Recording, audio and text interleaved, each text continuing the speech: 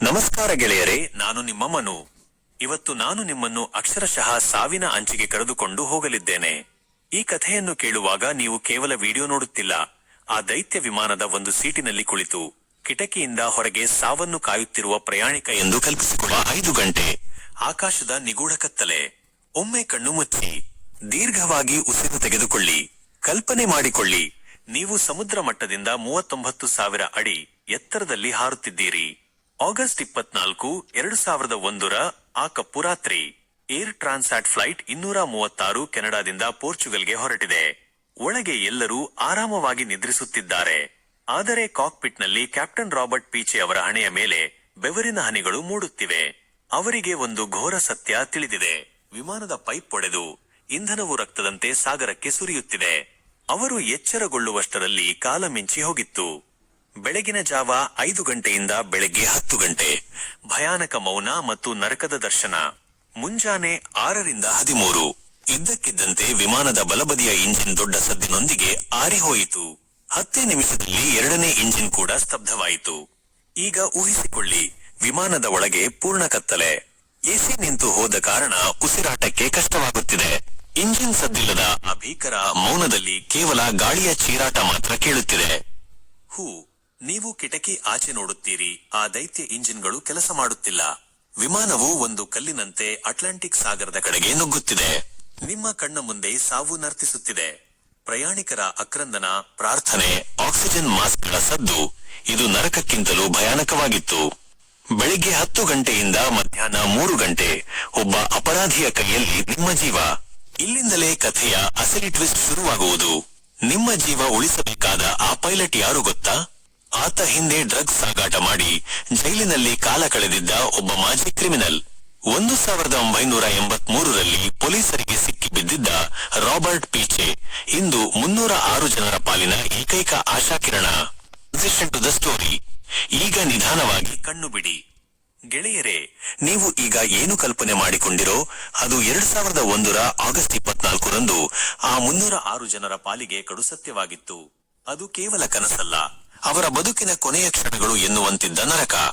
ಬನ್ನಿ ಈಗ ಆ ಇತಿಹಾಸ ಸೃಷ್ಟಿಸಿದ ಘಟನೆಯ ಆಳಕ್ಕೆ ಎಲ್ಲವೂ ಶುರುವಾಗಿದ್ದು ಕೆನಡಾದ ಟೊರಾಂಟೊ ವಿಮಾನ ನಿಲ್ದಾಣದಲ್ಲಿ. ಏರ್ ಟ್ರಾನ್ಸಾಟ್ ಫ್ಲೈಟ್ 236 ಲಿಸ್ಬನ್ಗೆ ಹಾರಲು ಸಿದ್ಧವಾಗಿತ್ತು. ಯಾರಿಗೂ ತಿಳಿದಿರಲಿಲ್ಲ ತಾವು ಹತ್ತುತ್ತಿರುವುದು ಒಂದು ಇಂಜಿನ್ ಇಲ್ಲದ ಕಾಗದದ ವಿಮಾನವನ್ನು ಎಂದು. ಹಾರಾಟ ಶುರುವಾಗಿ 4 ಗಂಟೆಗಳಾಗಿತ್ತು. ವಿಮಾನ ಅಟ್ಲಾಂಟಿಕ್ ಸಾಗರದ ಮಧ್ಯಭಾಗದಲ್ಲಿತ್ತು. ಆಗಲೇ ಕಾಕ್ಪಿಟ್ನಲ್ಲಿ ಆ ಮೊದಲನೇ ವಾರ್ನಿಂಗ್ ಬೆಲ್ ಕೇಳಿಸಿದ್ದು. Beep beep. ನಿಮ್ಮ ಕ್ಯೂರಿಯಸ್ ಮನು ಚಾನೆಲ್. ಫ್ಲೈಟ್ 236 ಆಕಾಶದಲ್ಲಿ ನಡೆದ ಆ ರಕ್ತ ಹೆಪ್ಪುಗಟ್ಟಿಸುವ ಸಾಹಸ. ಅಪಾಯದ ಅಸಲಿ ಕಾರಣ the cause. August 24, 2001 Air Transat flight 236 Atlantic ಸಾಗರದ ಮೇಲೆ 39,000 ಅಡಿ ಎತ್ತರದಲ್ಲಿ ಹಾರುತ್ತಿತ್ತು. ಆದರೆ ವಿಮಾನದ ಬಲ ಇಂಜಿನ್ನ ಇಂಧನ ಪೈಪ್ ಒಂದು ಒಡೆದು ಹೋಗಿತ್ತು. ಆ ಸಣ್ಣ ಬಿರುಕಿನಿಂದ ಪ್ರತಿ ಸೆಕೆಂಡಿಗೆ ಲೀಟರ್ ಗಟ್ಟಲೆ ಇಂಧನ ಸಾಗರಕ್ಕೆ ಸುರಿಯುತ್ತಿತ್ತು. ಪೈಲಟ್ಗಳು ಮಾಡಿದ ಒಂದು ತಪ್ಪು ನಿರ್ಧಾರದಿಂದಾಗಿ ಇದ್ದ ಅಲ್ಪ ಇಂಧನವೂ ಖಾಲಿಯಾಗಿ ವಿಮಾನವು ಮಧ್ಯ ಸಮುದ್ರದಲ್ಲಿ ಇಂಧನವಿಲ್ಲದ ಕಬ್ಬಿಣದ ತುಂಡಾಯಿತು. ಆ ನರಕದ 19 ನಿಮಿಷಗಳು the body of the story.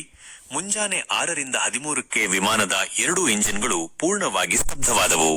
ವಿಮಾನದಲ್ಲಿದ್ದ ಲೈಟುಗಳು ಆರಿ ಹೋದವು. ಎಸಿ ನಿಂತಿತು.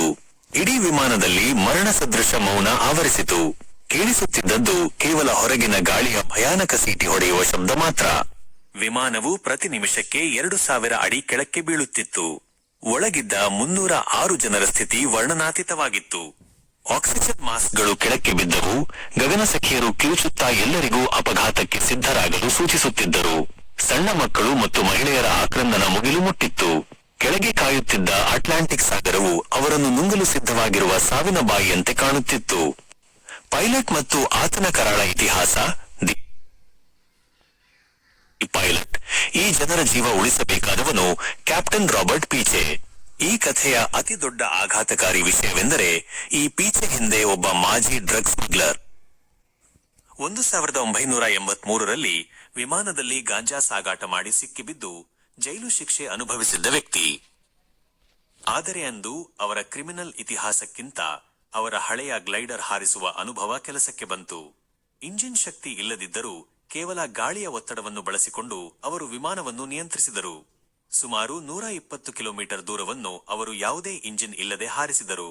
ಇದು ಇತಿಹಾಸದಲ್ಲೇ ಅತಿ ದೀರ್ಘ ಅವಧಿಯ ಇಂಜಿನ್ ರಹಿತ ಹಾರಾಟವಾಗಿ ದಾಖಲಾಯಿತು. ಬದುಕುಳಿದ ಪವಾಡ ದಿ ಸರ್ವೈವಲ್. ಕೊನೆಗೂ ಅವರು ಅಜೋರ್ಸ್ ದ್ವೀಪದ ರನ್ವೇ ತಲುಪಿದರು.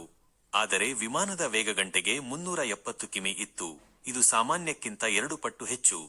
ವಿಮಾನ ನೆಲಕ್ಕೆ ಅಪ್ಪಳಿಸಿದ ತಕ್ಷಣ ಕಿವಿಗಡ ಚಿಕ್ಕುವ ಶಬ್ದದೊಂದಿಗೆ 12 ಟೈರ್ಗಳು ಸ್ಫೋಟಗೊಂಡವು. ರನ್ವೇ ಮೇಲೆ ಕಿಡಿಗಳು ಮತ್ತು ಬೆಂಕಿ ಕಾಣಿಸಿಕೊಂಡಿತು. ವಿಮಾನವು ಅಪ್ಪಳಿಸುತ್ತಾ ಉಜ್ಜುತ್ತಾ ಕಿಲೋಮೀಟರ್ಗಳಷ್ಟು ದೂರ ಸಾಗಿತು. ವಿಮಾನ ನಿಂತಾಗ ಅಲ್ಲಿ ಒಂದು ಹನಿ ರಕ್ತವೂ ಸುರಿಯಲಿಲ್ಲ. ಎಲ್ಲ 306 ಜನರು ಪ್ರಾಣಾಪಾಯದಿಂದ ಪಾರಾಗಿದ್ದರು. ಒಬ್ಬ ಮಾಜಿ ಅಪರಾಧಿ ಅಂದು 306 ಜನರ ಪಾಲಿಗೆ ದೇವದೂತನಾಗಿದ್ದ.